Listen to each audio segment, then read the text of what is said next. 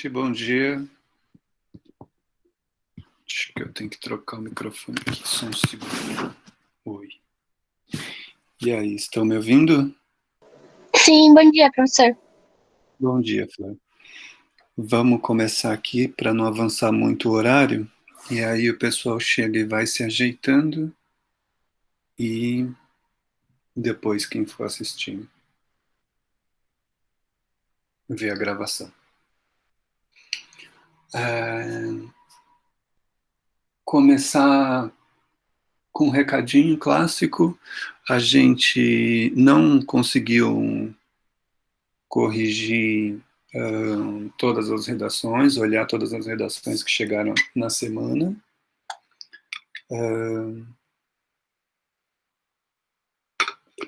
A vida foi corrida e aí acumulou da semana passada com essa.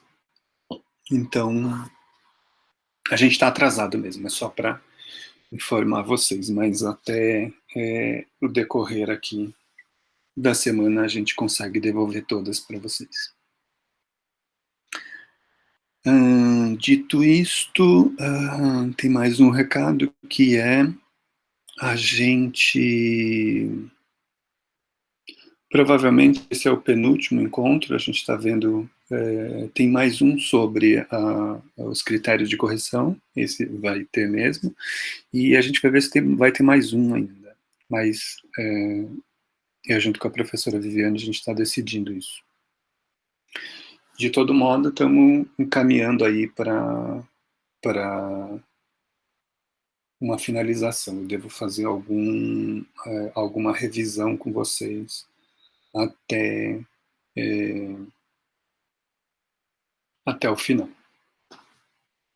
O tema de hoje, eu tinha falado para vocês, ele é bastante curioso, porque esse trecho da redação, que é a introdução, ele costuma ser bastante relegado, como se ele não tivesse, num certo sentido, a importância que ele tem.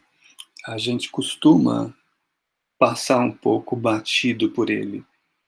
Então, talvez, e aí esse é o convite aqui no encontro de hoje, talvez seja interessante a gente recuar um pouco e dar uma atenção especial para a introdução como um lugar no texto, um espaço no texto que é muito importante, que vai, de algum modo, direcionar o seu leitor, que vai induzir o seu leitor para a ideia que você está tentando explanar, desenvolver, defender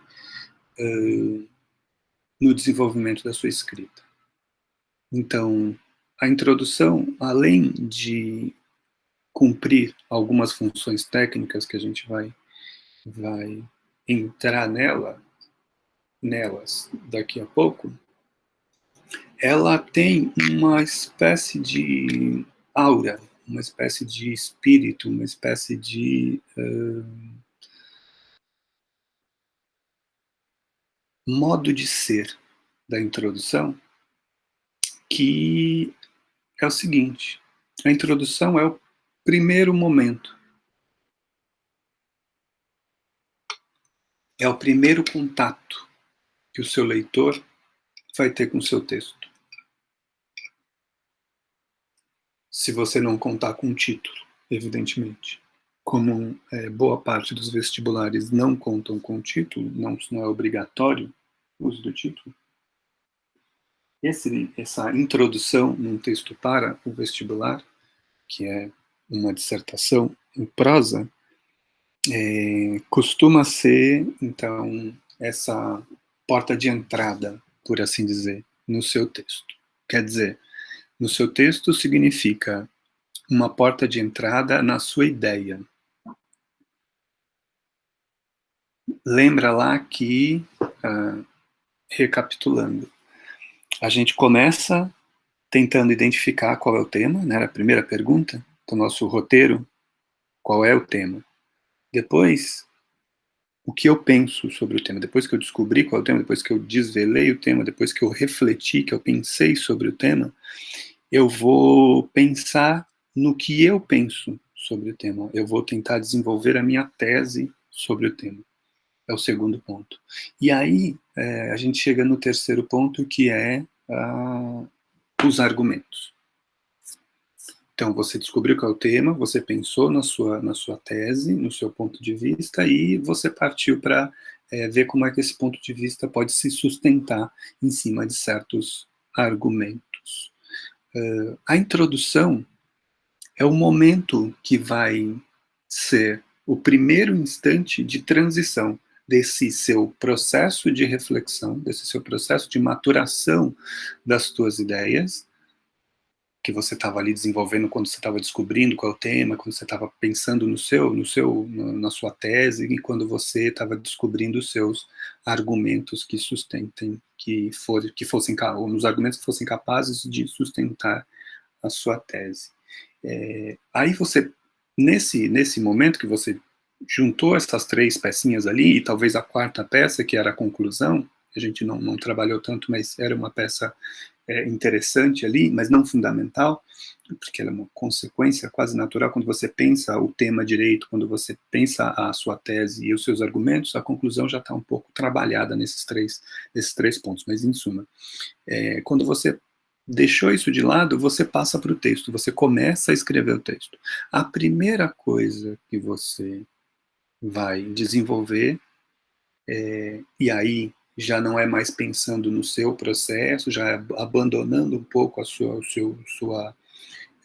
seu terreno, que é você com você mesmo, e passa a pensar no seu interlocutor, ou seja, na pessoa que vai ler o seu texto, em quem vai ler o seu texto. É o primeiro momento de transição desse movimento que é sair da sua reflexão pessoal e passar para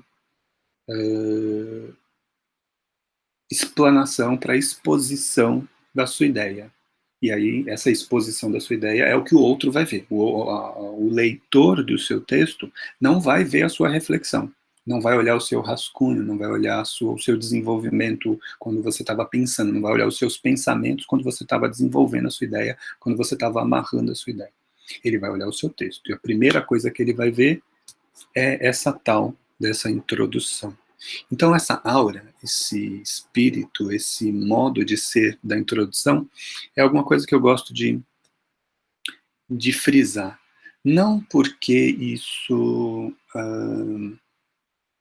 seja absolutamente determinante, mas porque quanto mais consciência você tiver desse processo, quanto mais consciência você tiver sobre como as coisas se dão nessa transição do que é seu, do que é íntimo, do que é a sua ideia, do que é a sua cabeça raciocinando sobre o tema, e o leitor do seu texto, você tem esse início que vai startar essa relação entre o que você pensa, entre a sua ideia e quem vai acessar a sua ideia, quem vai ler a sua ideia. Isso, evidentemente, essa retórica que eu tô desenhando aqui para vocês, ela serve para um texto de vestibular, mas também serve para um texto no WhatsApp, post no Facebook, um e-mail que você vai escrever, uma fala que você vai fazer com qualquer pessoa do seu convívio ou do seu universo profissional, enfim, a comunicação, ela se dá a partir disso. Ninguém entra na sua cabeça para saber o que você estava pensando e como você raciocinou o que você raciocinou. A gente só tem acesso ao que sai da sua ideia, que pode ser uma fala, pode ser um texto curto, pode ser um texto para vestibular, pode ser um e-mail corporativo, em suma, qualquer forma de comunicação. Então, feita essa introdução, existem alguns elementos na introdução que devem ser pensados. A gente vai ver aqui, acho que 15 modelos, 15 modos, 15 formas de pensar a introdução. Eu só vou trabalhar a fundo mesmo uma. As outras a gente vai passar um pouco rapidamente. Mas é só para vocês terem uma ideia, uma noção do universo e das possibilidades de pensar esse acessório, por assim dizer, que é a introdução. Mas, e esse é o meu ponto aqui agora, são 15 maneiras diferentes de pensar a introdução, mas em todas elas, veja o que eu vou dizer, vou repetir, em todas elas a gente vai precisar encontrar, identificar esses 3 movimentos aqui que eu vou citar para vocês e vou conversar com vocês sobre eles. Em todos os modelos de introdução, todos os modos de pensar a introdução tem algumas funções. A primeira delas é apresentar o tema. Independente do modelo de introdução que você escolher, eu vou dar umas dicas de por que esse primeiro modelo que a gente vai trabalhar talvez seja o mais adequado ou mais interessante, mas independente do modelo que você escolher trabalhar para pensar e para produzir a sua introdução do texto, uma das funções primordiais, isso você não pode perder de horizonte, portanto, tome nota, coloca um asterisco aí. Eu vou passar esse material em PDF para vocês no WhatsApp daqui a pouco, quando eu mandar os materiais lá da semana. Mas frisa isso, coloca um asterisco, toma nota, isso é importante. Você precisa dizer para o seu leitor qual é o tema. Você precisa colocar isso no seu horizonte. O seu leitor precisa ter acesso ao tema. Então, lembra lá das 4 perguntinhas, né? Do roteiro, nosso roteiro, que é o nosso mantra para começar a escrever. Já falei hoje, vou repetir, repetir, repetir. Qual é o tema? Primeira pergunta. Me debrucei sobre isso? Aí eu vou me perguntar o que eu penso sobre o tema. Depois, como é que eu sustento o tema, que são os meus argumentos. E aí, como eu concluo. Que é a 4ª pergunta. Aquela primeira parte da reflexão, que era a pergunta número 1 do nosso roteiro, qual é o tema? Essa resposta, ela precisa aparecer aqui na introdução. De que modo ela vai aparecer na introdução? A gente pode discutir isso, eu vou apresentar 15 modos de apresentação desse tema, de possibilidades de apresentação desse tema, mas o fundamental, o essencial, o que não pode perder de vista, o que não pode perder de horizonte é que você precisa deixar claro, deixar evidente, deixar explicitado para o seu leitor que você sabe qual é o tema. Tudo bem? Isso é fundamental. Não pode, nenhuma introdução num texto como esse aqui, para o vestibular, pode deixar de lado na introdução a apresentação do tema. A gente volta nisso daqui a pouco. Independente do modo, do modelo também de introdução que você escolher desenvolver, que você escolher produzir no seu texto, você, de um jeito ou de outro, vai expor os seus argumentos. Você vai poder expor de uma forma direta, o meu argumento 1 é esse, o 2 é esse, o 3 é esse, em suma. Mas pode ser de uma forma indireta também. Seja como for, quando você apresenta o tema, você faz um recorte que já indica para o leitor qual é a sua argumentação. Ou seja, qual é o seu ponto de vista. Essas duas coisas aqui na introdução estão muito misturadas e é muito difícil de separá-las, mas elas são coisas separadas, são coisas diferentes. Os argumentos e a tese são, como a gente vem observando ao longo dos encontros, são pontos de reflexão, pontos de exposição diferentes. A tese, o ponto de vista é meu, é pessoal. Eu é que tenho um ponto de vista sobre um tema qualquer. Os argumentos não são meus. Os argumentos são coisas que eu recorto do mundo, são pontos de vistas que eu recorto de jornais, de autores, de tabelas, de gráficos, de charges, de recortes de texto que são expostos na proposta do vestibular ali, do tema do vestibular.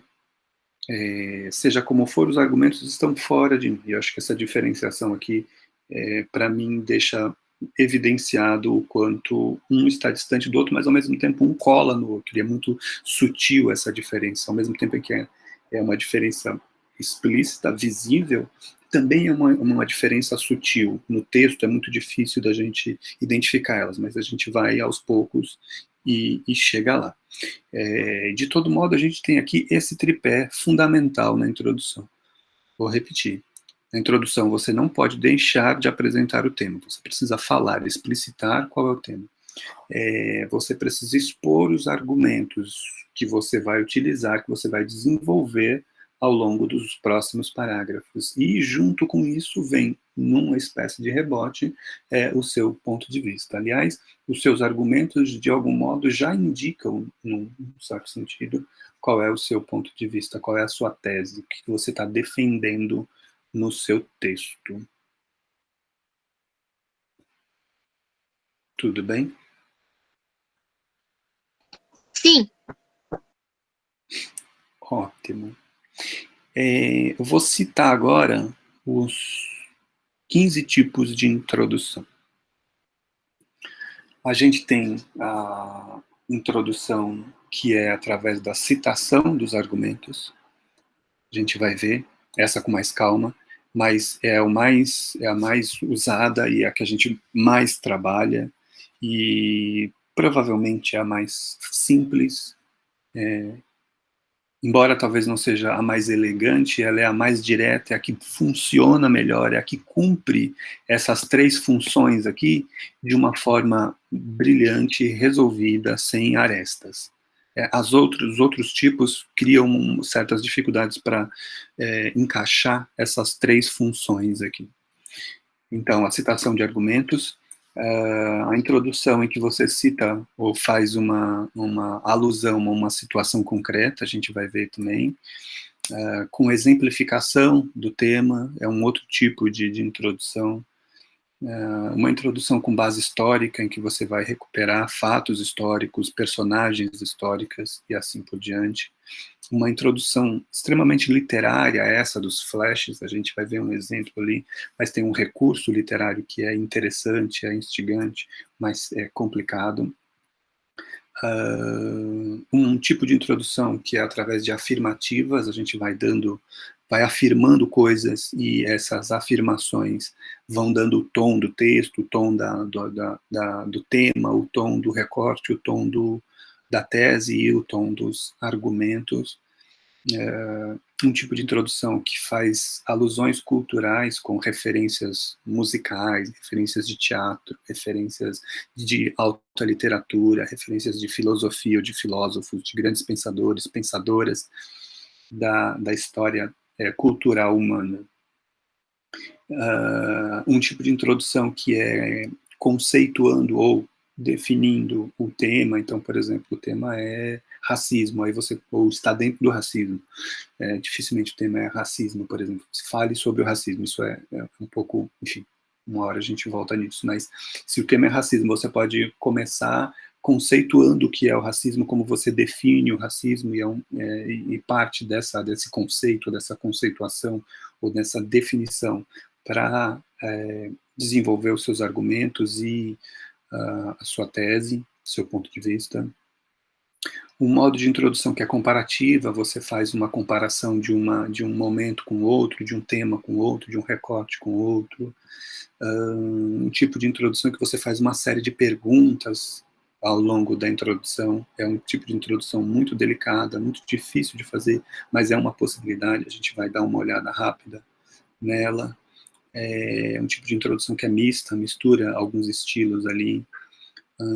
Essa apresentação do tema de forma direta é bem interessante, mas é seca e pode gerar ali também algumas arestas. com acréscimo de informações secundárias, mas relevantes, e também com acréscimo de informações secundárias, que é o 14º aí, mais acessórias, tem uma diferença sutil entre eles, a gente vai dar uma olhada rápida, e o 15º, que é com acréscimo de ilustrações, exemplos e citações, que também é um misto ali de coisas que já foram trabalhadas antes. Então, esses são os 15 modelinhos de introdução que normalmente se usa. Dificilmente a gente sai desse repertório aqui.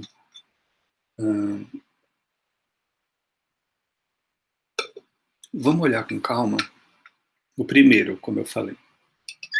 Os outros a gente vai passar mais rapidamente. Talvez no final, se der tempo, eu pego um exemplo de alguma redação que vocês já escreveram sobre o tema para a gente trabalhar a introdução, o tipo de introdução nota 10 que aparece aí nos vestibulares, FUVEST ou Enem.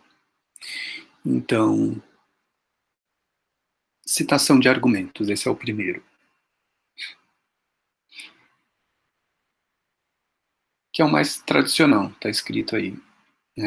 Tem uma contextualização do tema, que significa pensar nessas perguntas aí que estão postas, que é: que tema é esse e qual que é a importância dele no mundo atual? Nesse momento, a gente só, nesse tipo de introdução, a gente só cita os pontos que vão ser aprofundados ao longo do texto. Ou seja, não é a gente citar o argumento e já trabalhar o argumento, é só citar ele com uma palavra, duas, às vezes, não muito mais que isso. Ou uma frase, outra frase, uma oração, outra oração, mas é uma citação rápida, ligeira, não é uma coisa desenvolvida, porque você vai desenvolver nos parágrafos, e cada parágrafo, lembra lá, vai ser dedicado a um dos seus argumentos. Então, para cada parágrafo, um argumento. Eu, em algum momento, no começo dos nossos encontros aqui, eu dizia para vocês que é interessante a gente pensar essa ideia de parágrafo, ou essa conceituação de parágrafo. O que é um parágrafo, né? Um parágrafo nada mais é do que uma ideia. Assim como um texto inteiro é uma ideia, é o seu ponto de vista. Um texto dissertativo argumentativo é a defesa do seu ponto de vista. O texto inteiro está a serviço desse seu ponto de vista. Quando a gente pensa nos parágrafos, cada parágrafo do seu texto, ele é uma ideia diferente. Nossa introdução é um parágrafo, certo? A gente faz a introdução em um parágrafo.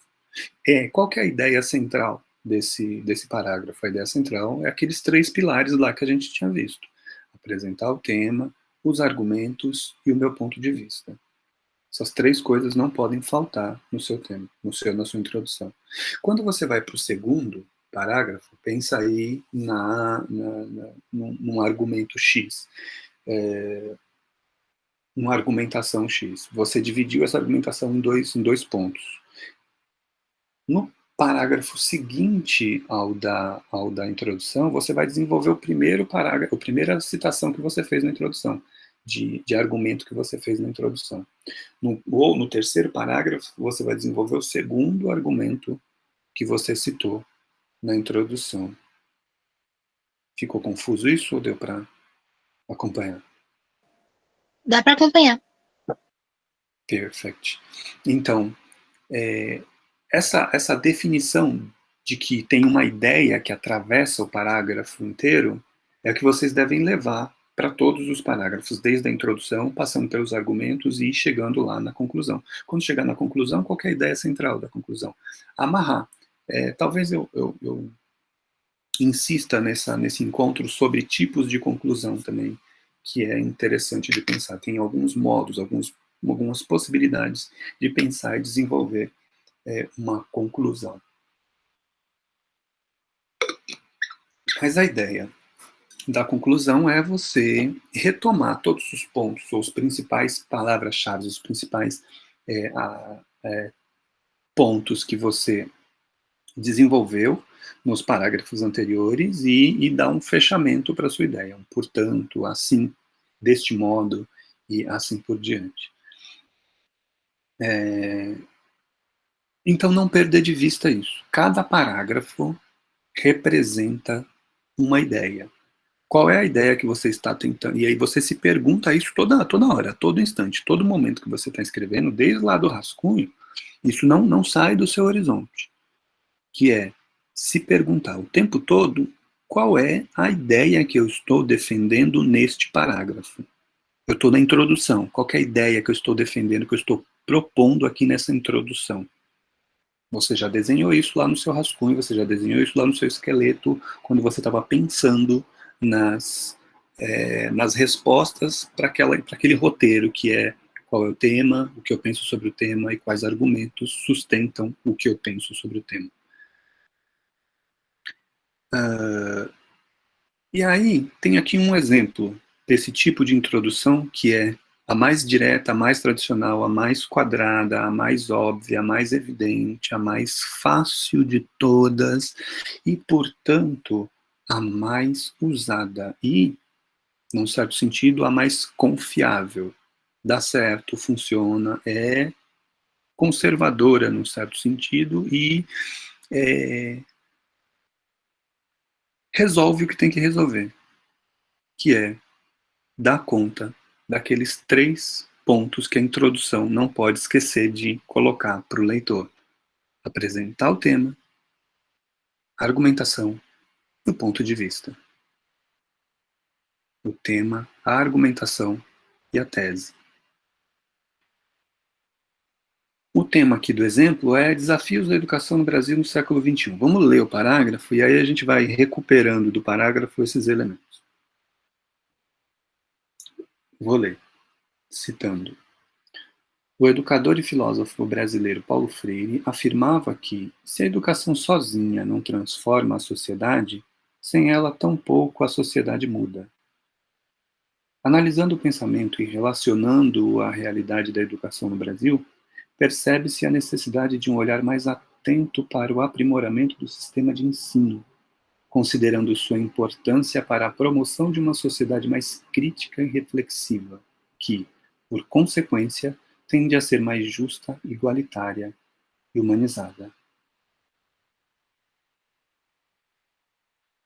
Vou ler trecho por trecho, vou reler trecho por trecho. A primeira oração dele é: o educador e filósofo brasileiro Paulo Freire afirmava que, se a educação sozinha não transforma a sociedade, sem ela tampouco a sociedade muda. Esse tipo de citação estava já na proposta de redação, porque se não está na proposta de redação, você precisa dizer onde é que está escrito isso, como é que isso foi parar aí, onde o Paulo Freire disse essa coisa. Não pode ser uma citação no vazio, assim, no eco da fala de quem está apontando ali, né? No caso, Paulo Freire. Não posso dizer que o Paulo Freire disse simplesmente, eu tenho que dizer onde. Se está no corpo lá da proposta de redação, eu posso trazer para o corpo do meu desenvolvimento com tranquilidade, que não tem problema, senão eu tenho que dizer de onde a coisa está vindo. De onde vem a pedrada. A gente não pode jogar as coisas lá e simplesmente jogar e pronto. Analisando o pensamento, então, esse tipo de citação aqui, que é citar um argumento de autoridade, de algum modo traz para o texto uma espécie de confiabilidade, né? Quer dizer, estou citando alguém que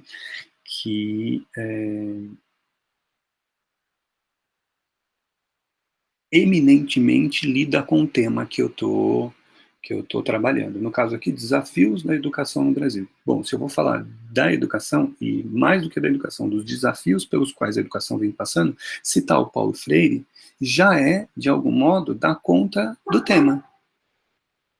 Paulo Freire afirmava: se a educação sozinha não transforma a sociedade, sem ela tampouco a sociedade muda. Que é uma frase, uma oração, uma citação que dá conta de uma certa ideia de educação, um certo modo de pensar a educação. A educação aqui, Paulo Freire no caso, citado pelo autor, o autor aqui do texto, seria, a função da educação seria de transformar a sociedade. Ou não ela sozinha, mas com ela e através dela. Porque sem ela, sem a sociedade, ela não muda. Sem a educação, a sociedade não muda. E a sociedade não mudar pode ser um problema sério, uma vez que a gente vive num sistema, num modo de operar socialmente que é desigual, que é injusto, que tem uma série de questões que precisam ser resolvidas e que, portanto, precisam ser mudadas. Algumas coisas na sociedade precisam de mudança, precisam passar por transformações. E o que a pessoa que está escrevendo aqui está defendendo, portanto, é que essas transformações necessárias não podem acontecer se a gente prescindir da educação, se a gente abrir mão da educação. A gente precisa, a gente depende da educação, a gente depende de investimento em educação para que essas transformações ocorram. Vejam, numa citação simples, direta, sem rodeios, essa pessoa que escreveu está dizendo tudo isso para a gente. E aí, ela segue. Analisando o pensamento. Que pensamento? Esse que ele acabou de citar, a pessoa acabou de citar, que o texto acabou de dizer, o pensamento do Paulo Freire, que é essa transformação aí da sociedade e a dependência dessa transformação da educação. O quanto essa transformação depende da educação. Analisando esse pensamento e relacionando esse pensamento à realidade da educação no Brasil, ou seja, esse pensamento associado ao que a gente vive concretamente na educação brasileira, a gente percebe, ou percebe-se, a gente é oral, né, uma oralidade, percebe-se a pessoa escreveu ali na norma culta da língua portuguesa. Isso é um jeito também da gente ir treinando esse modo de perceber a diferença entre texto escrito, formal, e uma conversa informal. Um agente numa conversa informal é completamente viável. Num texto como esse aqui, não. Percebe-se a necessidade de um olhar mais atento para o aprimoramento do sistema de ensino. A frase está longa, a gente precisa dar umas pausas aqui. Percebe-se a necessidade de um olhar mais atento para o aprimoramento do sistema de ensino. O que é isso aqui? Simplesmente a tese dessa pessoa. O ponto de vista dessa pessoa é esta oração. Esta pessoa percebeu que existe uma necessidade de um olhar mais atento para o quê? O aprimoramento do sistema de ensino. Um olhar mais atento para o aprimoramento do sistema de ensino significa que a pessoa está pensando num investimento em educação que aprimore, que melhore, que leve o sistema de ensino para patamares mais desenvolvidos. A ideia de aprimoramento aqui é o centro da argumentação dessa pessoa. Ela está defendendo o ponto de vista através do qual o sistema de ensino precisa de um aprimoramento. Portanto, é um sistema de ensino que tem um déficit, que não está aprimorado, que carece de aprimoramento. Considerando sua importância para a promoção de uma sociedade mais crítica e reflexiva. Outra pausa. A pessoa foi escrevendo aqui frase longa, se eu estivesse comentando a redação de vocês, eu ia dizer, você pode parar aqui, você pode pôr ponto final, começar outra oração, abrir outra ideia, mas funciona, a ideia está evidenciada, está explicitada aqui. Considerando sua importância para a promoção de uma sociedade mais crítica e reflexiva. Então, esse aprimoramento do sistema de ensino serve para quê? Qual que é a importância desse aprimoramento? Por que que a gente precisa aprimorar esse sistema de ensino? Porque é esse aprimoramento, é o ponto de vista de quem está escrevendo aqui, esse aprimoramento, ele vai promover uma sociedade mais crítica e reflexiva. O ponto de vista dela leva a isso. Por que esse ponto de vista é importante? Porque esse ponto de vista que é a necessidade do aprimoramento. Porque a promoção, porque esse aprimoramento é que vai promover uma sociedade mais crítica e reflexiva. Tá, mas e aí, para que serve uma sociedade mais crítica e reflexiva? Aí ele complementa lá, que por consequência tende a ser mais justa, igualitária e humanizada. O argumento 1 é: meu ponto de vista aqui, que é o aprimoramento do sistema de ensino, ele é importante porque a sociedade vai ficar mais crítica e reflexiva. Ficando mais crítica e reflexiva, ela vai ficar mais justa, igualitária e humanizada. Tem uma cadeia lógica no pensamento da pessoa que desenvolveu esse texto. É essa cadeia lógica que interessa para a gente. Essa cadeia lógica que está posta na ideia de que a introdução desenhada aqui é uma introdução que apresenta o tema, desafios na educação no Brasil, coloca os argumentos, que é sociedade mais crítica, sociedade mais justa, igualitária e humanizada, sociedade mais crítica e reflexiva de um lado, sociedade mais justa, igualitária e humanizada de outro. São dois argumentos que sustentam um ponto de vista segundo o qual, é o olhar e a tese da pessoa, a gente precisa olhar de uma forma mais atenta para o aprimoramento do ensino, para o aperfeiçoamento do sistema de ensino no Brasil. E aí, foi uma pancadaria muito pesada? Funcionou? Fez algum sentido? Não, foi bem claro.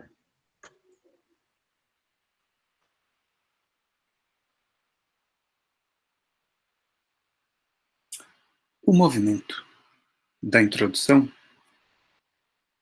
muito basicamente aqui, colocou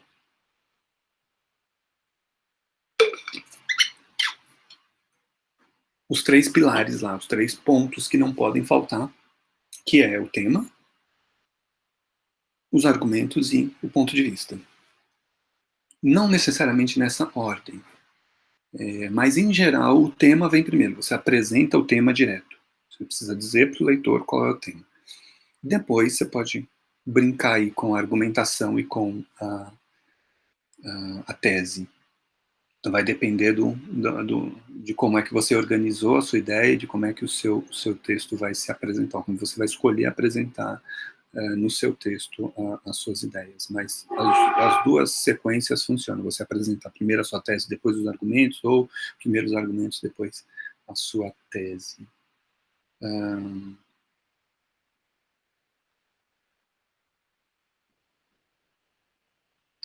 Sobre esse tipo de situação, eu queria dizer ainda para finalizar que, sinceramente, eu indiquei, a gente vai ver as outras agora, a gente vai passar por elas, mas eu indicaria com bastante veemência, com bastante ênfase, que houvesse um investimento, sobretudo quando a gente estiver nessa fase de estudo, enquanto a gente permanecer nessa fase de estudos, que é o pré-vestibular, que é pensar a prova ali do vestibular, investisse nesse tipo de introdução. Não só porque ela é a mais fácil, mas porque é a que mais funciona, a que é melhor se adequa a esse tipo de texto. As outras, evidentemente, elas são, vocês vão ver, elas são mais criativas, às vezes elas são mais elegantes, às vezes elas funcionam melhor do que isso aqui, inclusive, em termos de estética, que vai ser útil ou vai servir para convencer o seu leitor da sua argumentação. Mas esses próximos tipos de introdução, de algum modo, eles são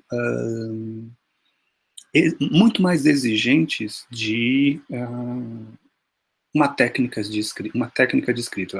É como se a gente precisasse treinar muito mais do que nesse tipo de introdução que é por citação de argumentos, que é direta, que é estruturada, que é evidenciada, que é clara, que é cristalina aqui nos pontos em que são necessários, nos pontos que são necessários. Dito isto, isso é uma ressalva, isso é uma indicação. Nada, absolutamente nada impede que vocês invistam nos outros tipos, até porque na oficina que a gente faz presencialmente, o exercício é a gente pegar alguns modelos de introdução e reescrever eles ali na hora. Reescrever em outro modelo, mudar o modelo dentro do mesmo tema, com as mesmas argumentações, e só mudar o modelo de introdução. E é um exercício mesmo, não é nada que vá ser determinante para a hora ali da escrita. Para a hora da escrita, a hora que você está encarando a prova para valer mesmo, o que vai ser determinante é você ter a cabeça fria para, em primeiro lugar, entender o tema. Isso a gente martelou ao longo de todo o tempo aí, não dá para abrir mão disso, é uma carga de energia fundamental que vai ser extremamente relevante para o teu processo. Precisa investir energia ali na leitura dos textos, na interpretação dos textos e buscar esse tema que não é fácil, que não é simples, que não está dado. Fez isso, que é a parte mais difícil, vai para uma parte que é mais suave, que é seu ponto de vista, sua tese. Você vai descobrir, você vai ter vai vir um monte de ideias na sua cabeça e você precisa recortar uma. A sua dificuldade vai ser recortar um ponto de vista e vou trabalhar agora esse meu ponto de vista. E aí, os argumentos, que é o terceiro ponto, que você mobiliza para sustentar esse ponto de vista e o modo como você vai concluir isso. É interessante de ter ali já no roteiro de escrita no início. Essa primeira parte é mais ardorosa, é mais ardida, é mais difícil, é mais complicada, é mais ansiosa, né? É uma parte muito mais que exige da gente, de fato, até a gente assentar, uau, entendi o tema, é uma coisa que demora um pouco ali na prova. Uma vez feito isso, não precisa... Bom, você pode ter a desenvoltura, ou pensar essa desenvoltura aí, desenvolver um texto que é mais literário, que é mais trabalhado em termos de imagens, que vai ser mais rebuscado. Mas o que eu estou colocando para vocês aqui é que não precisa. Isso não vai ser um item cobrado na sua prova. Você não vai ser cobrado por ser criativo na prova. Não é disso que se trata. Não é esse o centro da coisa. Embora a criatividade possa ser útil e interessante para você naquele momento, mas essa cabeça fria ali, essa tranquilidade de vou fazer o café com leite, vou fazer o arroz com feijão e pronto, vai dar certo, é assim, funciona. Você vai com segurança e pum, faz o negócio. Essa segurança para fazer, que a gente vai adquirindo ao longo de um certo treino, de um certo tempo, vem com esse treino, com esse tempo. E aí, de repente, quando a gente está prestando o vestibular no começo das nossas aventuras, talvez seja mais interessante ser conservador agora e usar um estilo que seja mais tradicional e mais cuidadoso ali na hora de colocar os pontos de um jeito mais direto, mais franco, mais franco. Isso é importante, porque a gente às vezes tem uma ânsia de aparecer uma coisa e de repente não precisa citar grandes autores, não precisa citar um autor que você não conhece tão bem, não tem convicção de que ele está escrevendo sobre o tema exato que você está escrevendo, que você está buscando pensar. Então, ser franco significa você ir buscar na tua experiência, no teu repertório, no que você já leu, no que você já viu, e no que está proposto ali para você. Isso é fundamental, já falamos aqui algumas vezes. Tem ali um monte de texto, um monte de excertos, um monte de possibilidades de pensamento que já estão dadas, você não precisa criar nada novo, está lá já. É você misturar aquilo de um jeito seu, próprio, e transformar isso num texto que defenda o ponto de vista que é esse seu, esse próprio, essa tem uma palavra para isso, que é idiosincrasia. Um texto idiosincrático, que é um texto que tem a sua cara, que tem o seu jeito, que tem a sua manha, que tem a sua forma de ser, em alguma medida. E é muito difícil isso, né? Porque ao mesmo tempo que você não é para ser em primeira pessoa, não é um particularismo, não é a sua individualidade, não é a sua subjetividade que está em jogo, você precisa ser frio, distante, em terceira pessoa, o texto vai ser escrito em terceira pessoa, ao mesmo tempo em que há essa necessidade, há também essa colocação. Nessa terceira pessoa, você está se colocando em primeira pessoa. Então, essa franqueza aí é uma delicadeza que precisa ser cuidada e é muito mais importante do que uma invenção de estilos ou uma diversificação de estilos. Para o nosso exercício aqui na oficina, isso é maravilhoso. Vocês podem escrever algumas introduções aí que vocês escreveram que são deslumbrantes, assim. Teve alguém que escreveu uma lindíssima, citando um desenho animado, aí descrevia o desenho animado, que eu nunca vi, nem fui ver depois, não conheço, mas a descrição está ali muito dada, qual é a personagem, como é que as personagens se relacionam, e era uma coisa lá para falar de racismo. E aí cria ali uma beleza no texto que é deslumbrante, que é muito interessante, que é gostosa para quem está lendo. Mas não é o que está sendo avaliado. Quando a gente for ver lá os critérios de correção, os critérios de avaliação, um deles não é criatividade, não é seja criativo no seu texto. Então, não precisa, você pode ser, e vai ser legal, vai ser lindo. A questão é, não precisa. Então, não precisa criar uma tensão com isso. Ai, meu Deus, não estou sendo criativo, isso aqui não está funcionando, não deu certo. Vai no café com leite, vai no arroz com feijão, que vai ser lindo e vai funcionar. Tá bem? Mas isso é uma dica. A gente vai ver os outros modelos e aí, de repente, tem muito isso que acontece, que eu me identifico mais, por exemplo, eu fui estudar história, então, na época do vestibular, eu lia bastante coisa sobre história, historiografia, gabaritei as provas todas de história e geografia, porque eu tinha essa relação com a matéria, com a disciplina e, portanto, com os assuntos. Então, quando o tema calhava de ser pertinente, eu trazer personagens da história, os fatos da história, esse modelo de introdução funcionava melhor para mim. Mas isso não está sendo avaliado. Porque ele citou um argumento historiográfico, vai valer mais ponto. Não é isso que está em jogo. Então você pode se embrenhar, você pode se caminhar para outros modelos, mas é importante ter essa consciência de que não é isso que está sendo cobrado de você. O que está sendo cobrado de você é essa estruturazinha aí, que é o tema, os argumentos e a tese. Isso precisa ser colocado direto ou de uma forma clara, evidenciada na sua introdução. Vamos ver como isso aparece em outros tipos de introdução. Uma introdução, por exemplo, que você vá pensar uma situação concreta, você pode citar um fato concreto que ilustre ou que contextualize o seu tema. Então, no exemplo aqui, um tema como a intolerância no mundo contemporâneo, nada mais eficaz do que citar o 11 de setembro. Também nada mais óbvio do que citar o 11 de setembro, porque é justamente um exemplo de intolerância de todos os lados possíveis e as consequências dessa intolerância e como é que isso pode gerar grandes doses de sofrimento.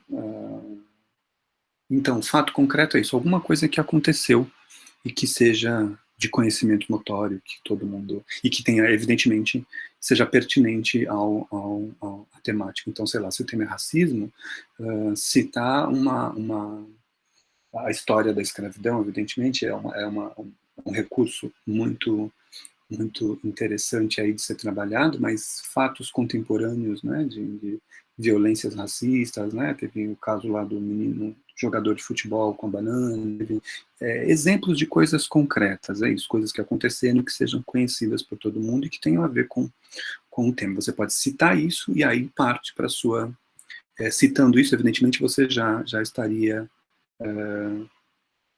pensando no tema, ou desenvolvendo, ou apresentando pro seu leitor que você entendeu qual é o tema. É só isso. E aí, na sequência, você desenvolve a sua tese e os seus argumentos, na sequência do parágrafo, né, dentro do parágrafo. Exemplificação. No caso da exemplificação, essa ideia de estatísticas, notícias, leis, ou qualquer outro fato que diga a respeito ao tema, que trate do tema, você traz um exemplo do dado que você está trabalhando. A exemplificação tem muito a ver com uma espécie de dado.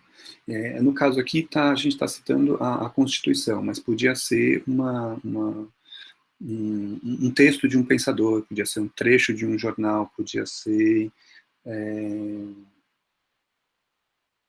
alguma coisa do universo do conhecimento que tivesse a ver com o tema. Sedentarismo, por exemplo, podia ser o impacto do sedentarismo no organismo humano. Então, se está estudando biologia, você pode trazer fatos da biologia que tenham a ver com o sedentarismo. No caso aqui do exemplo, deixa eu ler rapidinho só para a gente situar essa questão da exemplificação. Segundo a Constituição Federal de 88, no seu artigo 196, é dever do Estado garantir o acesso à saúde, bem como é responsável pelas medidas públicas para zelar pelo bem-estar físico de todos os cidadãos brasileiros. Todos os cidadãos brasileiros. Assim, faz-se necessário que o poder público atente-se para o sedentarismo enquanto situação que põe em risco a saúde de milhares de cidadãos do país. A exemplificação aqui tem a ver com olhar para a Constituição, isso aqui está lá na proposta, ninguém vai saber isso aqui de cabeça, a menos que você seja um jurista, e aí ser um jurista no vestibular não faz sentido, ou faz, mas um outro recorte. Olhar para a Constituição, que está posta lá na proposta de redação, e ver que ela está garantindo esse acesso à saúde. Aí você deu um exemplo de que se a Constituição está saindo, está sendo uma espécie de garantia desse acesso à saúde, o poder público precisa cumprir a Constituição. Fechou a sua argumentação. Você citou o tema, colocou para o seu leitor o tema, a sua argumentação está posta, e a sua tese é de que o poder público precisa dar conta desse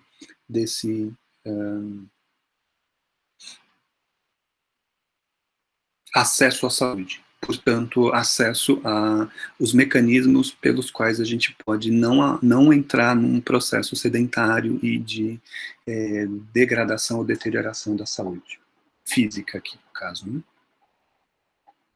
Sedentarismo tem a ver com saúde física, nesse sentido. A base histórica, essa aqui é muito interessante, é muito instigante, é um modo de pensar a introdução em que o fato histórico e o tema se justapõem, e isso cria Eu usei a palavra aura para a introdução, né? A introdução tem uma certa aura, tem um certo espírito, tem um certo modo de ser. Essa base histórica também tem um pouco essa... É como se você apresentasse para o seu leitor não simplesmente a compreensão do tema, mas a compreensão do tema dentro de um contexto histórico. E isso faz uma certa diferença no sentido de que a segurança do texto, a imposição do texto, o texto acaba se impondo para o leitor. É como se o leitor não pudesse desviar do texto, ele não tivesse como... e esse é um ajuste fino, é uma coisa, todo o texto tem, ele pode ser criticado, ele pode ser desconstruído. Mas esse tipo de argumentação aqui aponta na direção de, é como se você estivesse abraçando o tema de um modo que completasse ele de um jeito que o leitor não pudesse se desviar do tema, uma vez que ele é um dado histórico, ele está na história da humanidade, na história das sociedades de modo geral. No caso aqui de intolerância religiosa no Brasil, olha como a pessoa propôs uma introdução com base histórica. Ela foi buscar lá na base histórica o que é essa intolerância religiosa e trouxe uma argumentação aqui que é a seguinte.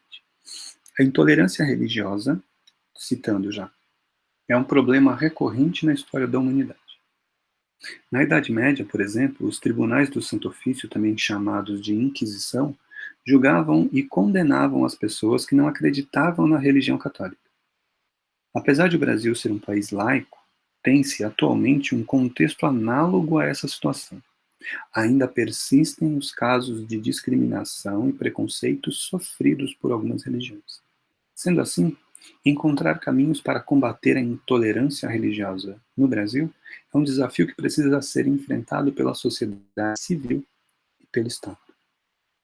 Olha o link aqui que a pessoa fez.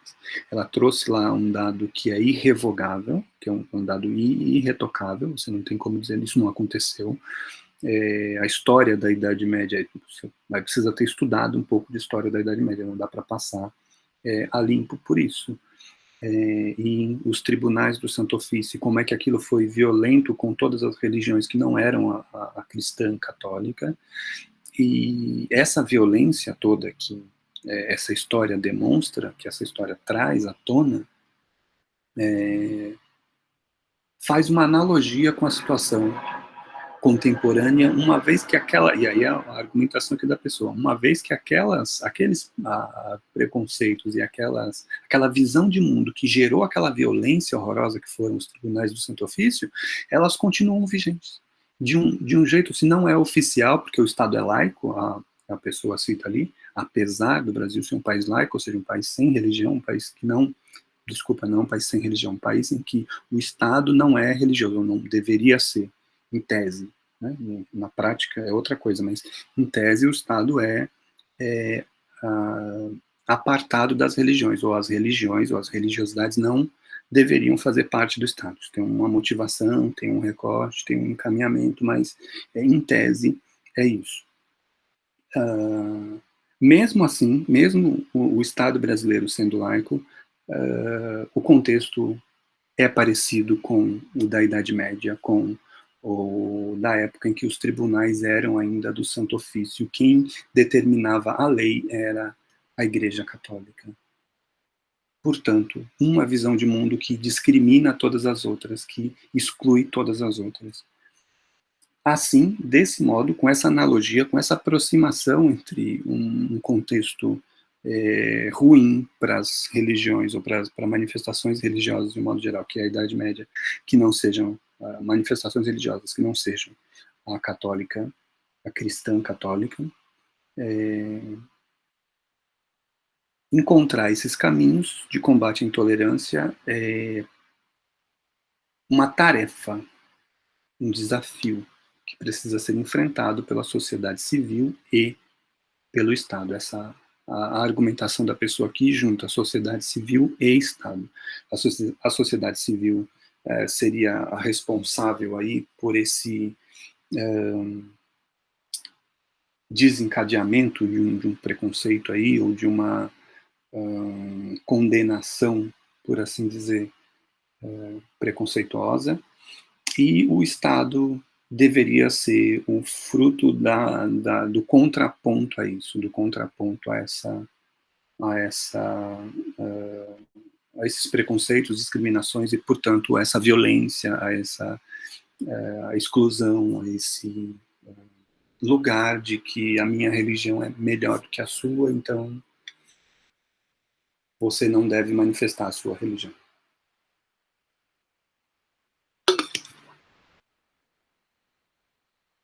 Fez sentido isso?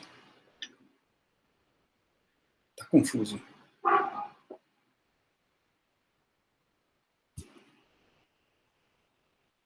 Não. Querem que eu repita? Faz sentido, sim. A afirmativa, esse modelo de afirmativa, existe uma espécie de declaração, o candidato, né, faz uma espécie de declaração que causa um certo impacto, que é um pouco exagerada, um pouco adjetivada, um pouco crítica, talvez. No caso aqui, um tema que vocês já escreveram, que é a persistência da violência contra a mulher, alguém começou assim, na introdução. O Brasil é uma nação historicamente machista e violenta, o que é perceptível ao analisarmos a persistência das agressões contra as mulheres, mesmo depois das recentes medidas legais. Vejam, os 3 pontos estão aqui. O tema, que é a persistência das agressões contra as mulheres, entendeu perfeitamente, cristalino, foi direto, não desviou do tema. Colocou isso na base histórica. O Brasil é uma nação historicamente machista e violenta, ou seja, não começou agora, não é de ontem essa festinha, isso não está assim porque é assim mesmo, isso foi construído ao longo do tempo e ao longo de muito tempo.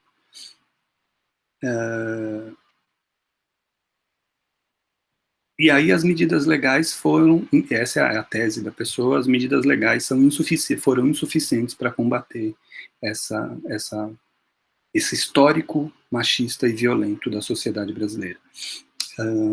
O que vai acontecer aqui? Provavelmente, na conclusão, essa pessoa vai retomar esse ponto para dizer como é que a gente sai disso. Então, se historicamente é machista e é violenta, e as leis, as medidas legais não são suficientes ou não foram suficientes, o que a gente pode fazer para resolver essa questão? No caso do Enem, isso era uma necessidade, mas é uma introdução ligeira, rápida, direta e funciona nessa base mais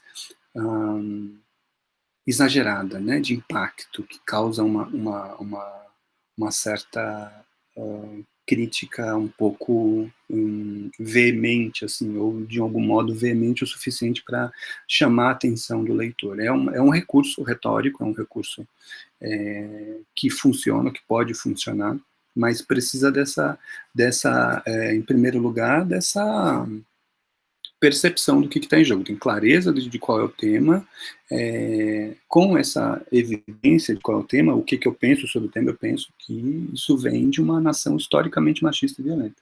E também penso que as recentes medidas legais, ou seja, as leis que a gente tem não são suficientes, não dão conta de combater aí a persistência dessa violência contra a mulher. E aí eu junto isso numa frase direta e que causa esse impacto. Tem a ver mais com esse exagero mesmo, esse chamar a atenção do que com desviar daqueles recursos lá que são apresentar o tema, os argumentos e a tese. Flashes, é aquele mais literário que eu falei para vocês,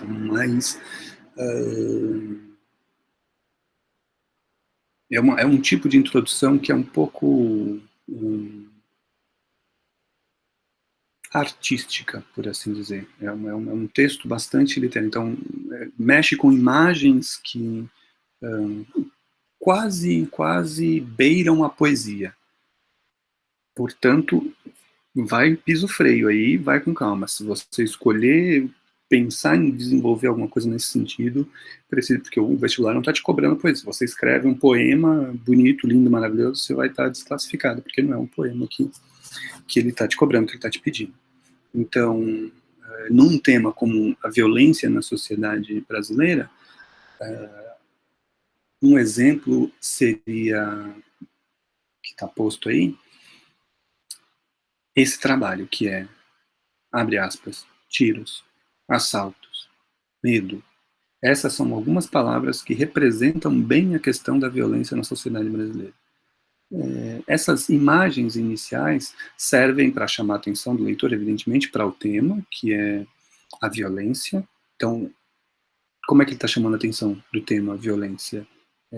trabalhando a imagem das consequências da violência ou do repertório que a violência, de algum modo, cria no nosso imaginário geral. Violência tem a ver com tiro, assalto, medo. E aí a pessoa que evidentemente excluiu, por exemplo, pensar a violência do Estado, a violência política, a violência da fome, a violência social, a violência dos preconceitos e outros tipos de violência, ou a violência de gênero, enfim. Violência aqui foi associada diretamente à criminalidade e coisas desse gênero. Mas a imagem está construída, está posta. É isso que interessa para a gente aqui. Como é que essa imagem foi trabalhada no texto? E aqui tem uma espécie de literatura mesmo, é um desenho que essas imagens vão criando. É possível ir nessa direção, mas, insisto, se escolher trabalhar isso, vai com calma, pisa no freio, porque não é para ser poético demais. Se for, você vai perder o bonde. Alusões culturais, que é um outro tipo de introdução extremamente literária, né? Traz ou coloca para a gente o desafio de produzir imagens que sejam mais poéticas, mais trabalhadas no sentido lúdico, no sentido de mexer com os afetos. E aí, num tema sobre o amor, por exemplo, você citar Camões cantado pelo Renato Russo além de óbvio, é bastante pertinente. É alguma coisa que traz por um lado, o seu repertório cultural. Você conhece Camões, você conhece Renato Russo, isso tem um valor no vestibular, você tem um repertório cultural que é relevante, você mostra isso para o seu leitor, isso causa um impacto que é positivo. E, por outro lado, esse impacto pode ser mais envolvente, pode ser cativante do leitor. Então, num tema sobre o amor, um textinho, uma introdução desse tipo, pode funcionar muito bem desse jeito aqui, que abre aspas, por volta do século XV, o poeta Luís Vaz de Camões disse que o amor é fogo que arde sem se ver, é ferida que dói e não se sente, é um contentamento descontente. Poema este, aqui a pessoa podia ter colocado um ponto final, por exemplo, ela escolheu continuar numa frase longa, e isso, insisto, é complicado, dificulta a vida do seu leitor.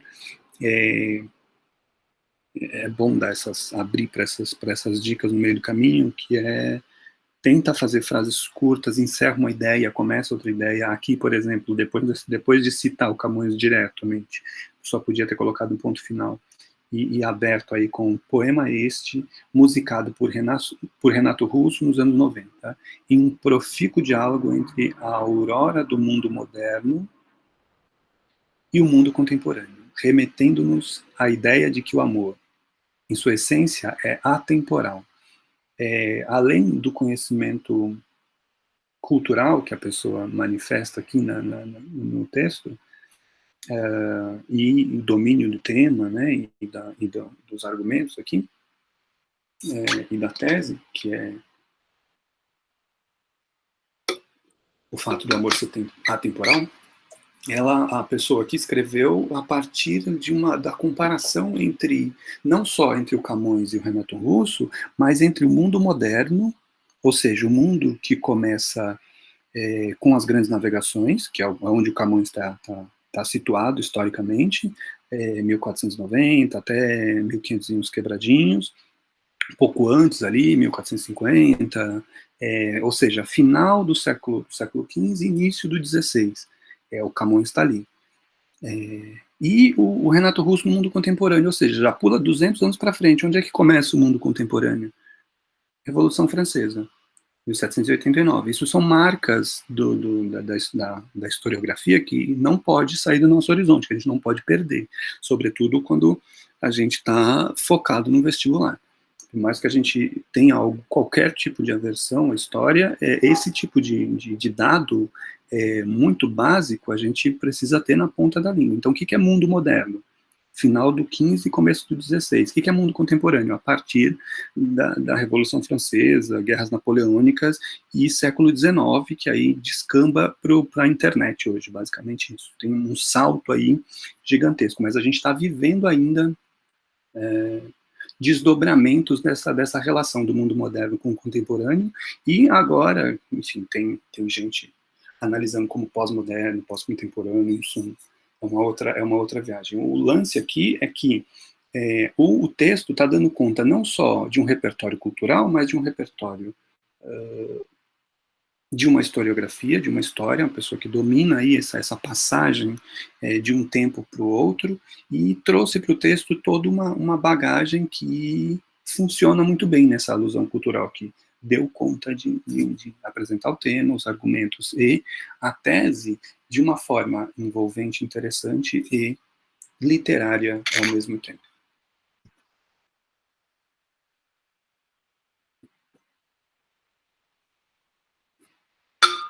Nesse tipo de introdução por conceituação ou definição,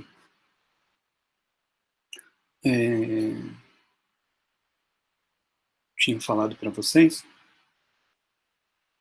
você vai optar, ou vai, se você se encaminhar para esse tipo se vier ali na hora que estou escrevendo, e aí me veio uma citação, deixa eu citar aqui, definindo alguns termos para poder situar o leitor na temática e no meu pensamento acerca dessa temática. Então, repetindo lá o tema, sedentarismo, o grande mal do século, o que a gente pode encontrar aqui, por exemplo, alguma coisa como: define-se como sedentário o indivíduo que não pratica atividades físicas no seu cotidiano. Doenças como obesidade, diabetes, aumento do colesterol e problemas cardíacos são algumas das que podem aparecer como consequência, uma das doenças, né? Como consequência deste mau hábito. É simples também, é um tipo de introdução que vai direto ao ponto, que pode funcionar, mas ao mesmo tempo em que pode funcionar, também pode ser um grande desastre. Então, vai com calma, se escolher ir por esse caminho, vai com cuidado. Mas, por exemplo, aqui, a pessoa começa definindo o sedentarismo de uma forma bastante vaga, bastante imprecisa. Sedentarismo como uma prática, ou a falta de prática de atividades físicas no cotidiano, pode ser um monte de coisa junto. Então, eu não pratico atividade física que é ir na academia, mas de repente eu pratico uma outra atividade, yoga, por exemplo, que eu faço em casa, e aí, como é que fica isso? Eu sou sedentário ainda? Ou eu preciso de outro tipo de atividade física? Esse ajuste entre o indivíduo e a atividade, todo mundo precisa de atividade física no cotidiano, tem gente que nem pode fazer atividade física no cotidiano.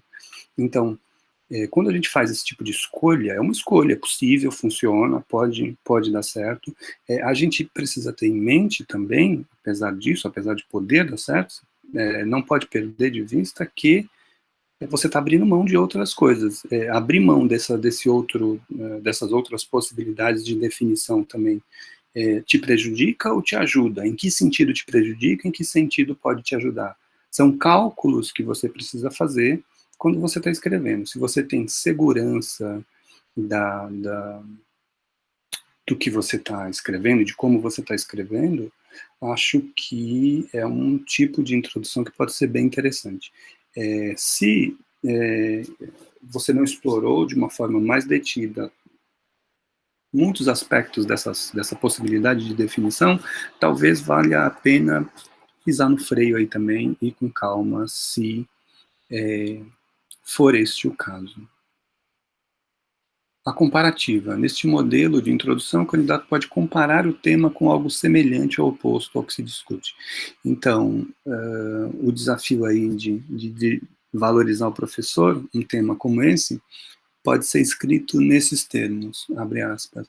Os Estados Unidos, referência em desenvolvimento tecnológico, são um bom exemplo de que a educação de qualidade com valorização adequada gera bons frutos.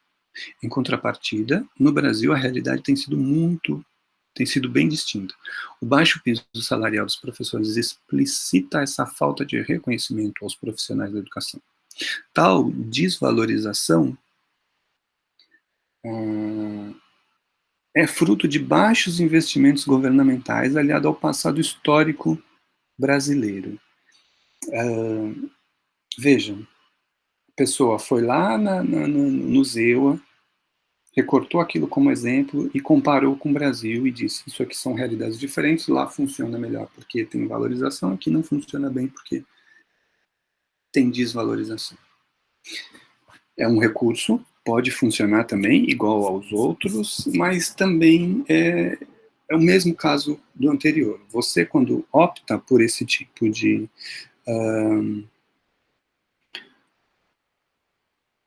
introdução, você necessariamente está abrindo mão de de outros parâmetros possíveis de interpretação, de leitura, de adequação ao tema que precisam ser refletidos antes de você escrever. Então, talvez sejam dois tipos aí de introdução que exigem muito da gente e, portanto, são bem mais difíceis, embora sejam caminhos absolutamente execuíveis, muito possíveis.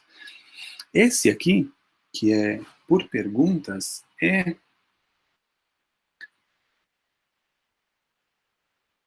talvez o mais ardiloso, porque parece fácil, você faz ali um monte de perguntas sobre o tema e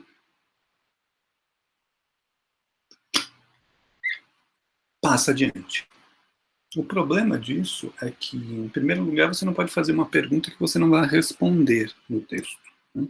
Pode fazer uma pergunta e deixar ela no ar. Você pode até finalizar o texto com a pergunta, mas quando você finaliza o texto com a pergunta, você já respondeu a pergunta ao longo do texto inteiro. Então, é um recurso retórico deixar a pergunta por final. Ou pode começar com a pergunta e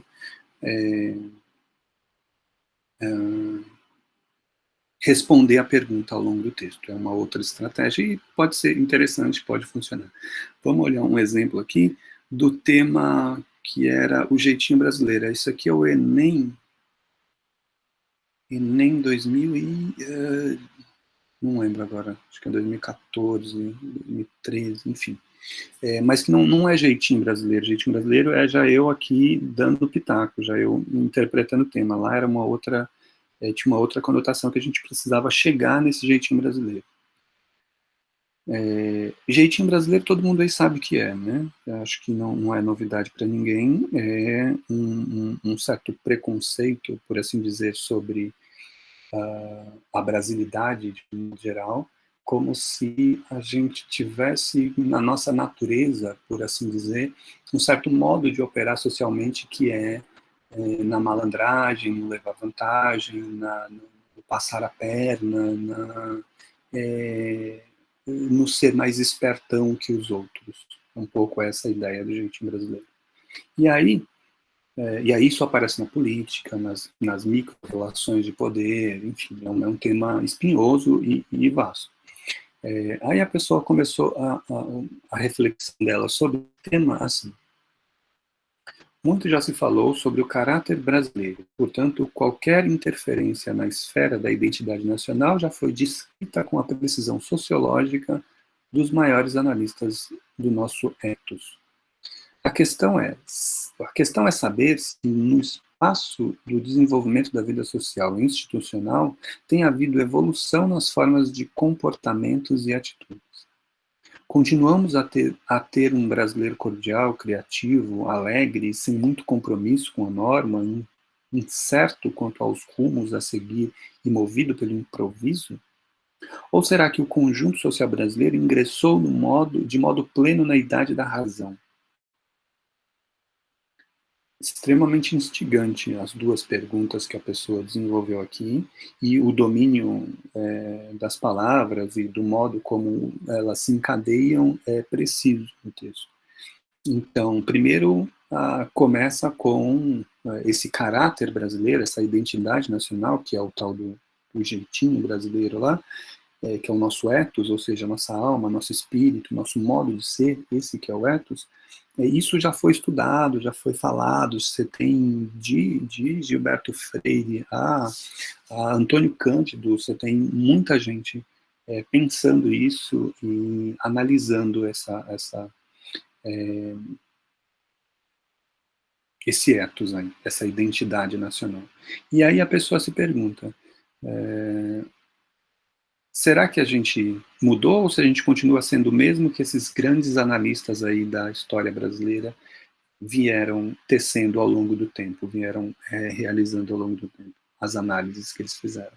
Será que a gente continua nesse espaço que é o jeitinho brasileiro aí, que é esse brasileiro cordial, que é lá de um historiador famoso brasileiro, essa terminologia, né, o homem cordial, que vem de coração, na verdade, né, que tem a ver com as emoções, com os afetos, enfim, é um ser mais afetivo brasileiro, seria um pouco essa a leitura, que tem problemas,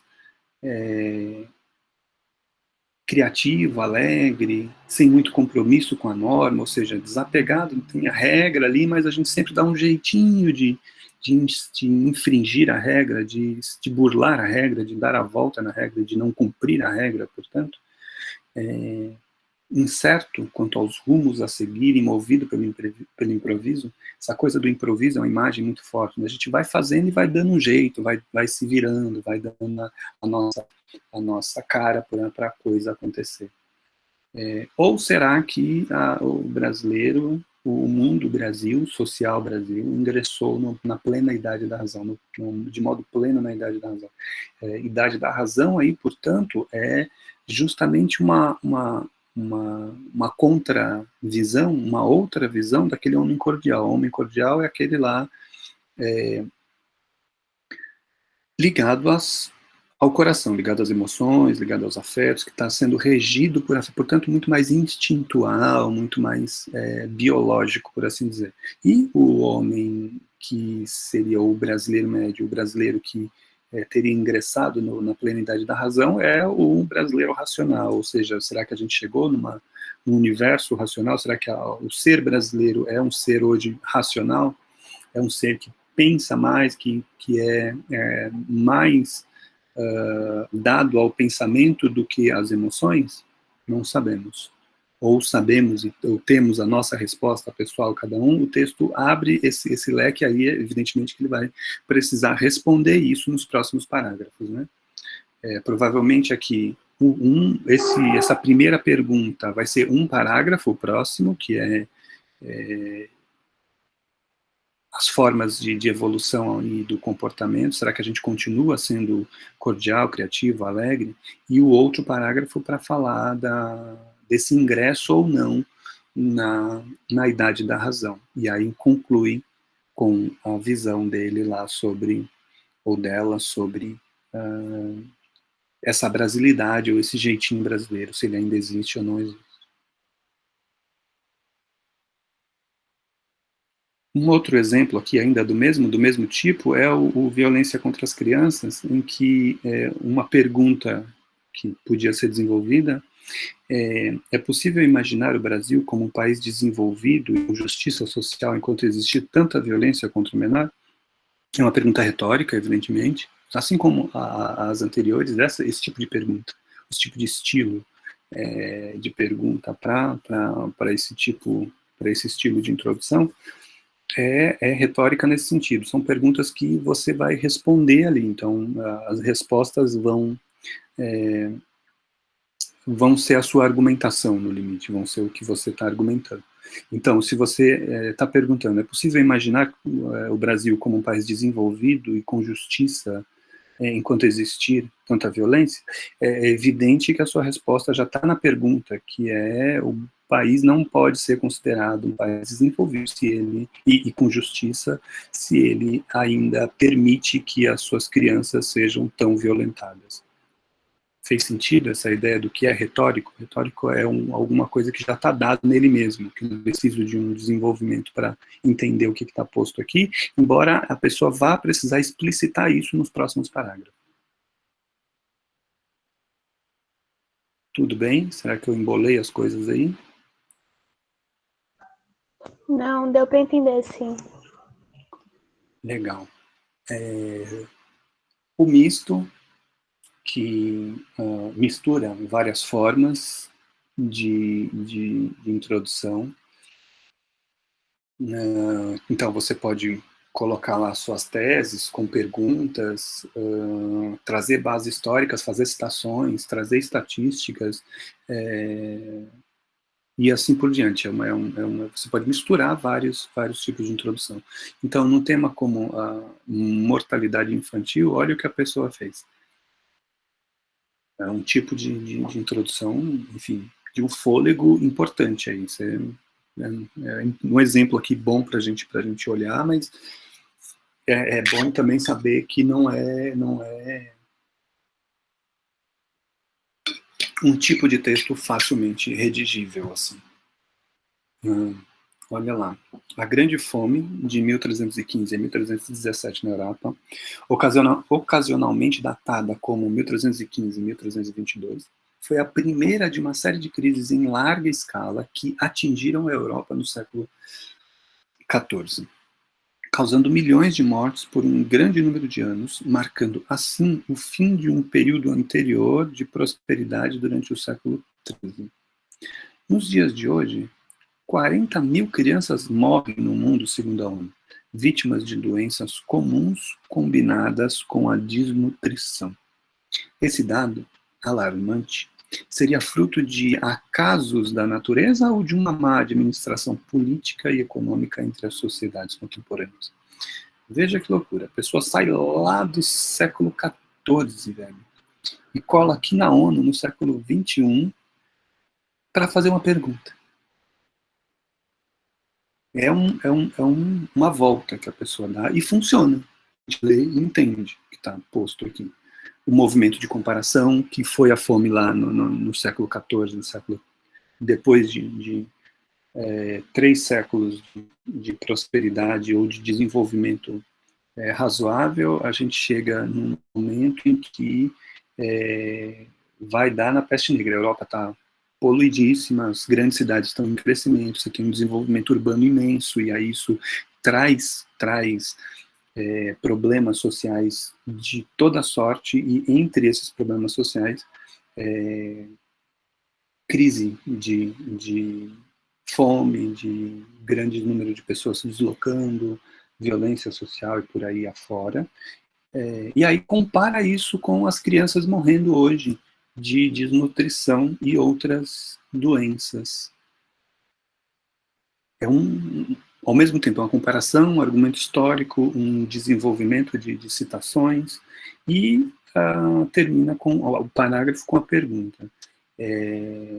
Isso tudo aconteceu, seja lá no século XIV, no século XIII, XIV, XV, seja aqui no século XXI, com as crianças morrendo de desnutrição, isso acontece por acaso? A natureza fez isso? Ou será que é a má administração política e econômica das sociedades contemporâneas? Mais uma vez, uma pergunta retórica. A resposta da pergunta já está na própria pergunta. Eu vou falar isso de um jeito bastante etéreo, bastante meio místico, mas sente a pergunta. Você acha que essa pessoa que fez esse trajeto aqui, lá do século XIV, XV, para colocar as coisas desse jeito aí, vai defender que tudo isso aconteceu porque tem um acaso da natureza? Ou a gente consegue prever aqui no texto dela que tudo isso aqui é fruto da má administração política e econômica? Parece que a pessoa defende o segundo ponto, que é a má administração política e econômica, e não isso tudo como um acaso da natureza. E por que a gente sabe disso? Porque, em primeiro lugar, essa base histórica. Quem faz esse tipo de argumentação, quem traz esse tipo de argumentação, acredita que as coisas se dão ao longo do tempo, são construídas pelos humanos ao longo do tempo, e não pela natureza, simplesmente. As coisas, tipo aqui, né? Fome, miséria, má distribuição de renda, violência, e coisas desse tipo. Tudo bem?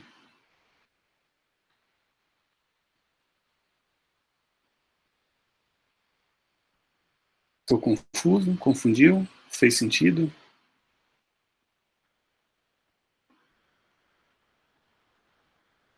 Fez sentido, sim. Apresentar o tema de forma direta, sem dar volta. Estilo é tudo aquilo que individualiza uma obra criada pelo homem, como resultado de um esforço mental, de uma elaboração do espírito, traduzido em ideias, imagens ou formas concretas. A rigor, a natureza não tem estilo, mas tem no quadro em que o pintor a retrata, ou a página em que o escritor a descreve. Essa forma direta, quer dizer, o tema aqui evidentemente é estilo, não preciso nem me debruçar sobre isso, para entender que o tema que ele tá trazendo aqui para trabalhar é estilo. E aí ele está dizendo que estilo não é uma coisa da natureza. Não é uma coisa que está na biologia, por exemplo, mas tem a ver com uma certa atividade humana. A obra é criada pelo homem. Ou seja, tem a ver com esse esforço mental, esse esforço da razão, da elaboração do espírito, que a gente traduz ou tenta traduzir em ideias. Então, quadro pintado, a imagem descrita pelo escritor,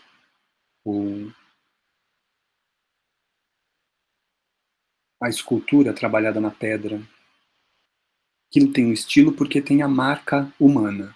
Tudo que tem a marca humana pode ter estilo, o que é da natureza não tem. As abelhas não se vestem, não criam estilos de colmeias diferentes, ou quando criam é porque são espécies diferentes, não porque cada abelhinha individual vai criar o seu estilo de moradia de casa.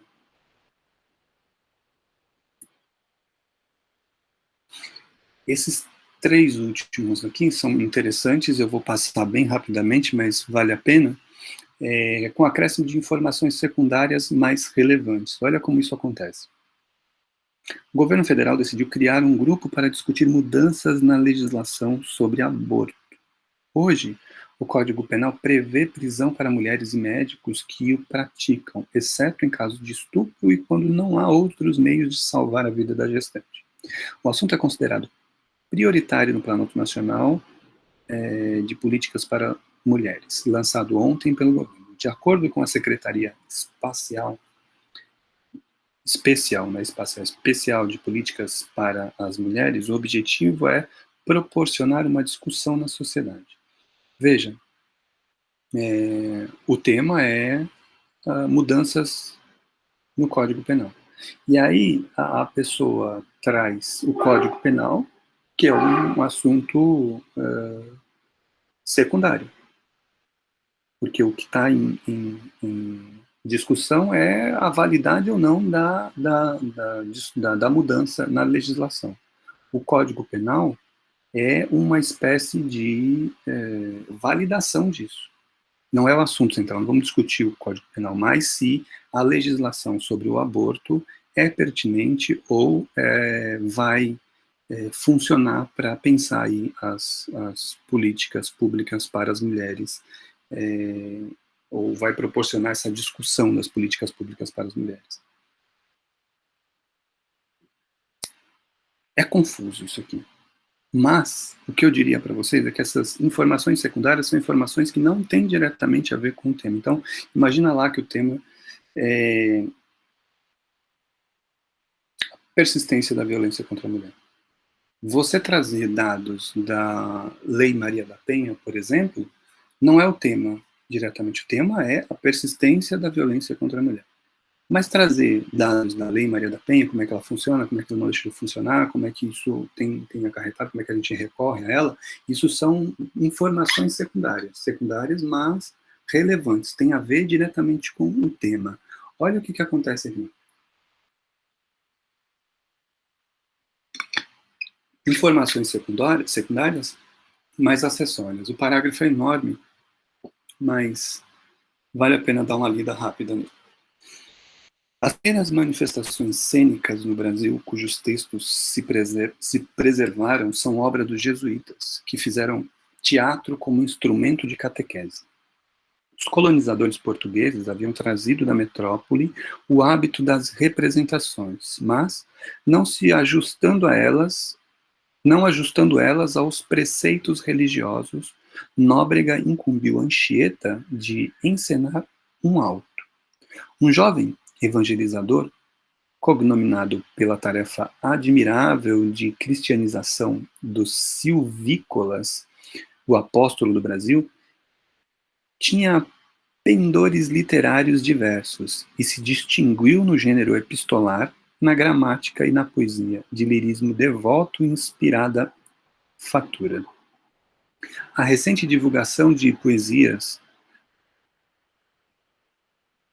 enfeixando alguns autos antes publicados por Maria de Lourdes, de Paula Martins, e outros, ainda inéditos, permite que se avalie hoje o mérito do teatro anchiteano.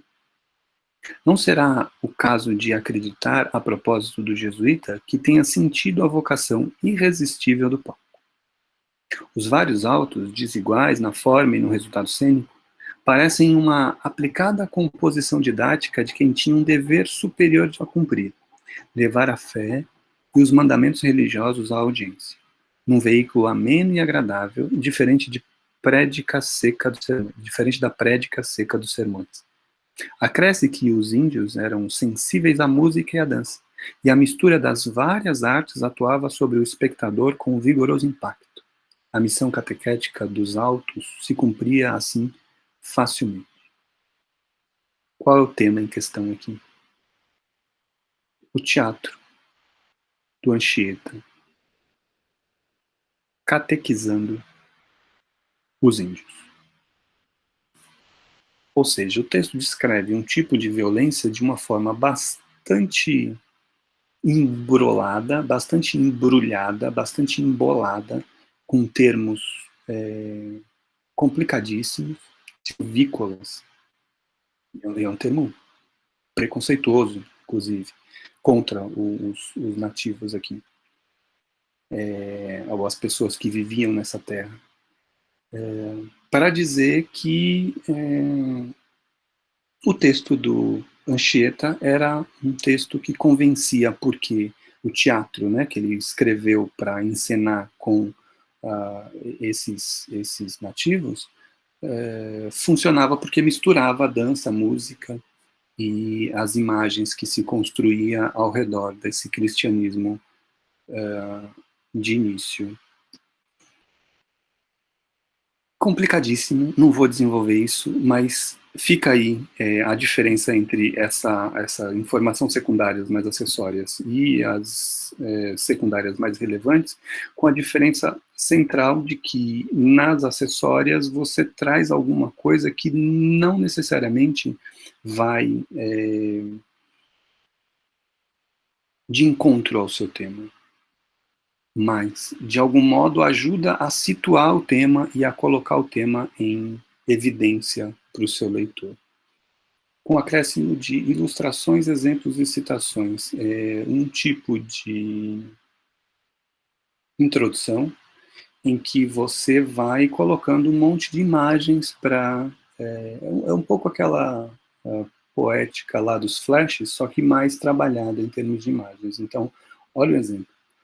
Nenhuma doença mata mais no Brasil que o derrame, acidente vascular cerebral, em linguagem técnica. Todos os anos, 250 mil brasileiros são acometidos pelo mal. Deles, 100 mil morrem. De cada 10 sobreviventes, 4 carregam para o resto da vida marcas deixadas pelo derrame.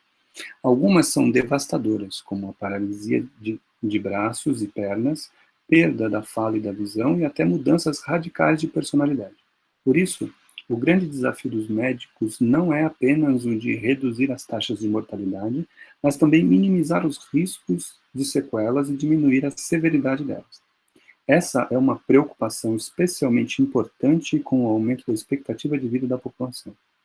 Quanto mais velha a pessoa, maior a probabilidade de ela ter um derrame. A boa notícia é que a medicina tem conquistado algumas vitórias nos campos da prevenção, diagnóstico e tratamento do acidente vascular cerebral. Todos esses fatores somados resultam numa queda de 50% no número de mortes por derrame nas últimas décadas. Veja, o tanto de exemplos, de citações, de imagens que a pessoa traz aqui. São todos recursos que você pode usar para pensar a sua introdução. Então, imagina que o tema lá seja, voltando aí no que a gente trabalhou bastante, que é o da persistência da violência contra a mulher, tinha lá uma porção de dados, de exemplos que você podia citar na introdução.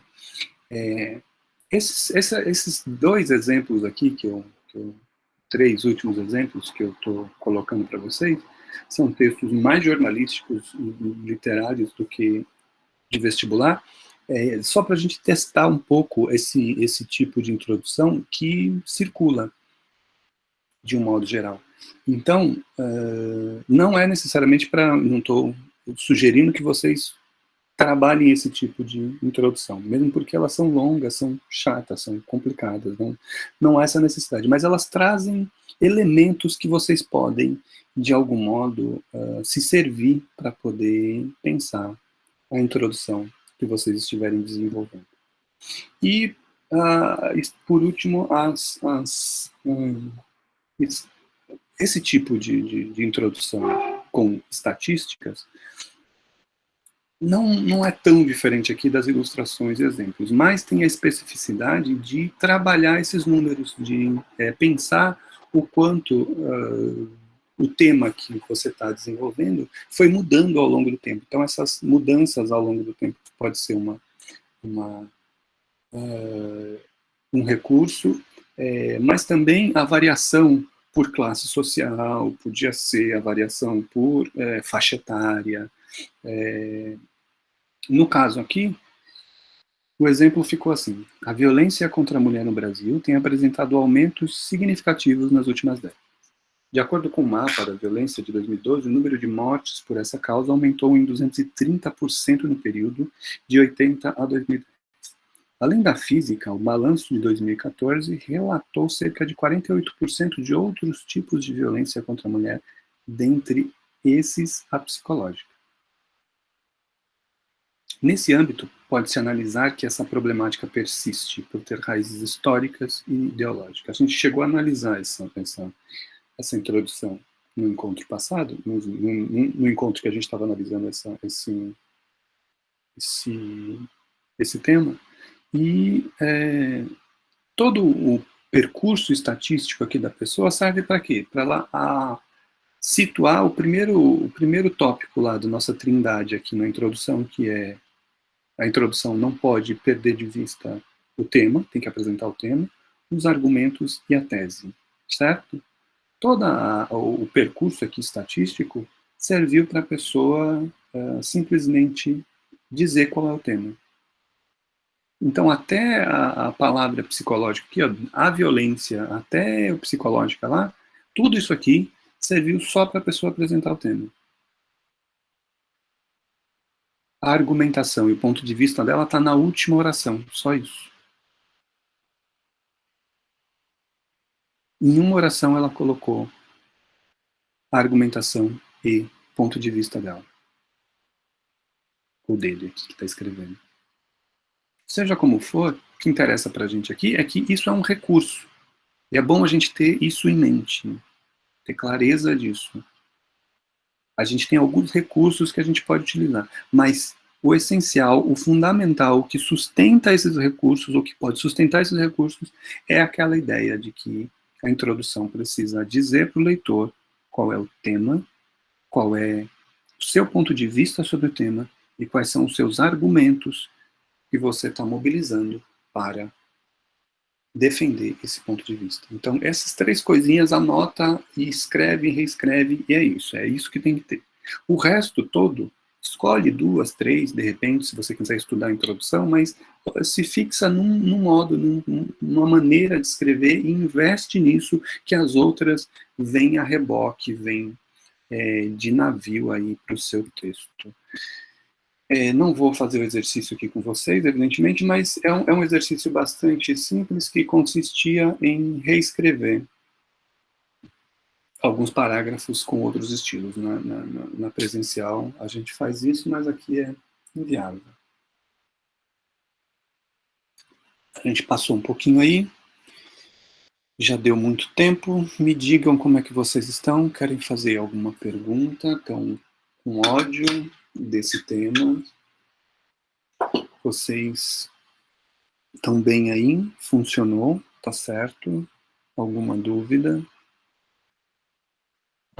Sim, esclareceu muito uma das minhas dificuldades que eu estava escrevendo domingo e segunda-feira, tentando escrever sobre o último tema da FUVEST, que foi da semana passada, né?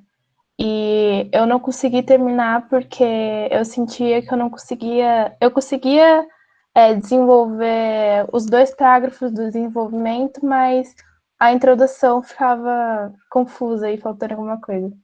Então, essa aula foi muito produtiva. Anotei bastante coisa. Legal, massa. Eu vou retomar uma dica que a gente estava observando no começo, que é pensar que a introdução tem uma ideia central, né? Assim como os parágrafos seguintes do desenvolvimento tem uma ideia, cada um tem a sua função ali. Função nesse sentido de uma ideia que está sendo defendida, está sendo trabalhada, está sendo colocada ali para ser lida por alguém. Então, essa ideia tem que chegar na outra pessoa. Na introdução, qual é a ideia? Aqueles 3 pontos que a gente trabalhou até agora. Qual é o tema, o que eu penso sobre o tema e a minha tese sobre o tema, né, e os meus argumentos que sustentam esse tema. Os meus argumentos vão ser os parágrafos imediatamente seguintes. Inclusive, por uma questão estética e retórica, os argumentos vêm numa sequência na introdução, são citados numa certa sequência na introdução, e essa mesma sequência eu repito nos parágrafos sucessivos, que é, se eu citei o argumento 1, o meu primeiro parágrafo é o argumento 1, e o argumento 2 é o terceiro parágrafo. E aí a conclusão retoma isso tudo. Eu tenho um encontro aí sobre conclusão, vamos ver como é que a gente desenvolve a semana, e aí na semana que vem eu falo para vocês se a gente faz mais um encontro ainda, ou encerra com os critérios de avaliação. Mas o centro aqui do encontro de hoje é isso, é perceber que cada parágrafo tem uma ideia e a introdução tem esse lugarzinho especial no coração da gente, porque, em primeiro lugar, primeiro momento que a pessoa toma contato com o seu texto, mas para si mesmo, para você que está escrevendo, é um momento de assentar as ideias. Lembra lá que quando a gente entra em contato com a proposta de redação, é um tema que você nunca viu. Necessariamente é um tema que você nunca viu.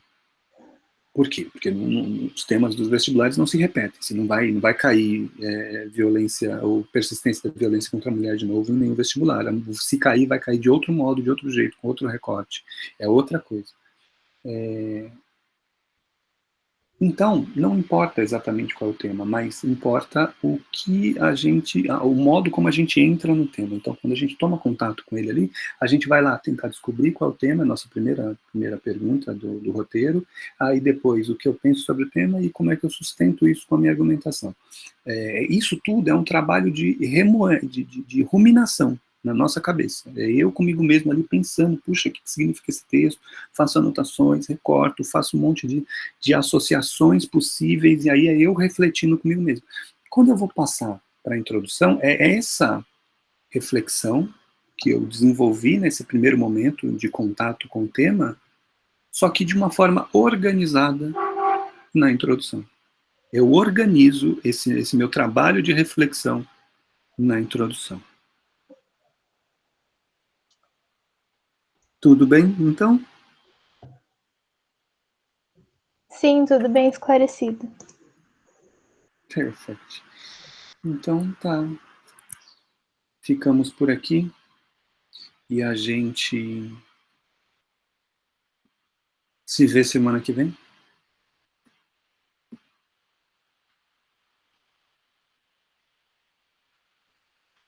Sim, então, tchau, até.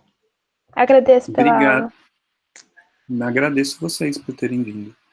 E até semana que vem, então. Beijos, abraços. Até.